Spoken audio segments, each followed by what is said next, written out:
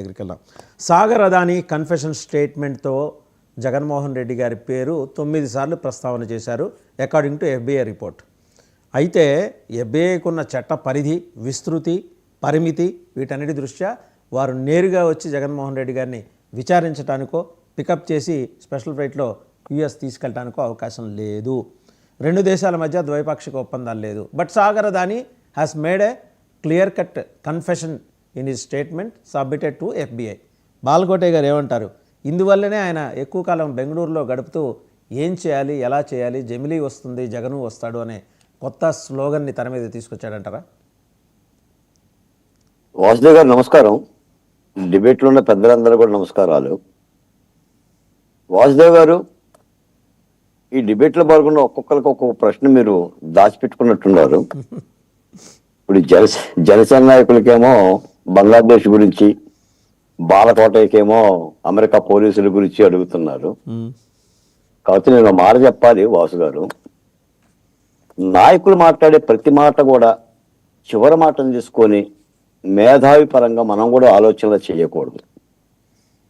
బంగ్లాదేశ్ వ్యవహారాన్ని పవన్ కళ్యాణ్ గారు ఎందుకు మాట్లాడారో, ఇప్పుడు ఎందుకు మాట్లాడాల్సి వచ్చిందో కూడా ఆలోచించుకోవాలి. ఎందుకంటే ప్రపంచం మొత్తం కూడా యుద్ధం దిశగా వెళ్తుంది.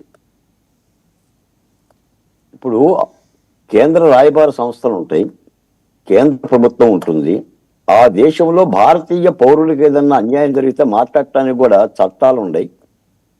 ఆ దిశగానే అడుగులేయాలి తప్ప ప్రజాసమూహంలోకి వెళ్ళిపోయి ఒక దేశంలో ఇంకోటి ఏదో జరుగుతుంది అని చెప్పేసి ఒక భావోద్వేగాలను గురి చేయటం అనేది కూడా చాలా ఇబ్బందికరమైన అంశాలు. ఎందుకంటే మనం బాధ్యత కలిగిన పౌర సమాజం తరపున ఉన్న ప్రతినిధులం మనం. అందుకని చేగువేరా గురించి చెప్పినా, సనాతన ధర్మం గురించి చెప్పినా, లేదా బంగ్లాదేశ్ గురించి చెప్పినా, మణిపూర్ గురించి చెప్పినా మనం కూడా కొంత స్పృహ కలిగి మాట్లాడాల్సిన అవసరం ఒకటైతే ఉంది. ఇంతకంటే నేను ఎక్కువ ఈ విషయంలో మాట్లాడలేదు. రెండో విషయం ఏంటంటే, అమెరికా పోలీసులు ఆంధ్రప్రదేశ్కి రాబోతున్నారంట, జగన్మోహన్ రెడ్డి గారిని ఎత్తుకుపోతున్నారంట. శేఖర్ గారు, మీరు ఇబ్బంది పడమాకండి. ఎందుకంటే ఆంధ్రప్రదేశ్ సంబంధించిన సిబిఐ ర్యాగింగ్ చేయడం బాలేదు.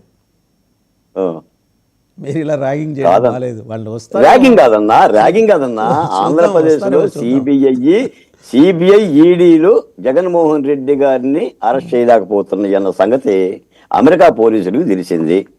మేము కూడా గత 5 ఏళ్ళు కూడా జగన్మోహన్ రెడ్డి గారి కేసుల మీద విచారించమని అన్నాం. ఇప్పుడు కొత్త కేసు, అమెరికా కేసు వచ్చి పడింది. మీరే ఇందాక అన్నారు, జమిలీ వస్తుంది, జగనో వస్తాడు అని వైసీపీ వాళ్ళు చెప్తున్నారు అని. జమిలీ రాదు, జగను రాడు. ఒకవేళ జమిలీ వచ్చినా జగన్మోహన్ రెడ్డి గారు రారు. ఆయన చాలా బిజీ, ఈ కేసుల్లోనే బిజీ. ప్రెస్ మీట్ తప్ప ప్రజా సమూహంలో రావటానికి కానీ పార్టీ కార్యకర్తలు మాట్లాడటానికి కూడా అవకాశం లేదు. మొత్తం కకావికలమైపోయింది జగన్మోహన్ రెడ్డి గారి సైన్యం. ఇందాక మీ వీడియోలను చూసా, చెవిరెడ్డి భాస్కర్ రెడ్డి గారు మాట్లాడేది, నన్ను అరెస్ట్ చేసుకోండి, నన్ను ఎత్తుకుపోండి, నేను భయపడను, నేను కనీసం ఏబిఎస్ కార్పొరేషన్ పిటిషన్ కూడా నేను వెయ్యను, ఈ పరిస్థితికి వచ్చింది. ఎందుకంటే రాష్ట్రంలో పాపాలు జరిగిన మాట యథార్థం. అందరూ జైలు పాలు అవుతున్నారు. కూటమి ప్రభుత్వం కూడా ఎక్కడ కూడా ససిబిషన్ లేకుండా అరెస్టులు చేస్తుంది. నిన్న రఘురామకృష్ణరాజు గారి కేసులో కూడా సాక్షాత్ ఆయన హత్య చేసేందుకే గత ప్రభుత్వం కుట్ర పన్నింది. దాని వెనక ఒక మాస్టర్ మైండ్ ఉందంట. ఆ మాస్టర్ మైండ్ ఏంటో పరిశోధించాలి. ఇవన్నీ నేను చెప్తుంది కాదండి, బాలకోటయ్య తన మస్తిష్కం నుంచి చెప్తున్న మాటలు కాదు, పోలీసు విచారణలో పోలీసు అధికారులు, ఐపీఎస్ అధికారులు చెప్పిన మాటలు. కాబట్టి ఇందులో నా పాత్ర లేదు. కాబట్టి ఈ విచారణ పర్వాలన్నీ జరుగుతున్నాయి. ఇంకోటి ఏంటంటే, నిజానికి మొత్తం విద్యుత్ మొత్తాన్ని కూడా అటు ఆదానికి కానీ లేదా ఇటు జగన్మోహన్ రెడ్డి గారు కానీ తాకట్టు పెట్టే ప్రయత్నం జరిగింది. వాళ్ళు తీసుకునేది, జగన్మోహన్ రెడ్డి గారు తీసుకునేది 1750 కోట్లే. కానీ ఆంధ్రప్రదేశ్ రాష్ట్రం మీద పడే భారం 2 లక్షల కోట్లు. అంటే మనం కట్టాలి, మన పిల్లలు కట్టాలి, మన మనవలు కట్టాలి, తరతరాలుగా 25 సంవత్సరాలు కట్టాలి. అంటే ఈ విధమైన ప్రక్రియ జరిగింది. కాబట్టి జగన్మోహన్ రెడ్డి గారి మీద కూడా ఇందులో కూడా విచారణ చేయాల్సిన అవసరం ఉంది. పార్లమెంట్ స్తంభిస్తుంది. ఆదాని మీద పార్లమెంటు 2 సభలు వాయిదాలు పడుతున్నాయి. ఆంధ్రప్రదేశ్ అసెంబ్లీలు కూడా వాయిదాలు పెట్టడం ప్రతిపక్షం లేదు. మాట్లాడేవాళ్ళు లేరు. మరి ఈ విషయం మీద కూడా కూటమి ప్రభుత్వం సత్వరంగా దీని మీద విచారించాలి. సాదాసీదా విషయం కాదు. మాలగొట్ట గారు ఒక విషయం ప్రస్తావన చేయనా, నేను అంటే మీ నోటీస్లో ఉన్నదే, ఇప్పుడు 1800 పేజీలు 1300 పేజీల కంప్లైంట్ పయ్యావుల కేశవ్ గారు వైల్ వాజ్ పిఎస్సి, ఆయన పిఎస్సి చైర్మన్గా ఉన్నారు, ఆయన తెలుగుదేశం నాయకుడిగా ఆయన 2022లో ఈ అంశం మీద ఈ కంప్లైంట్ ఇచ్చారు, కోర్టులో కేసు వేశారు.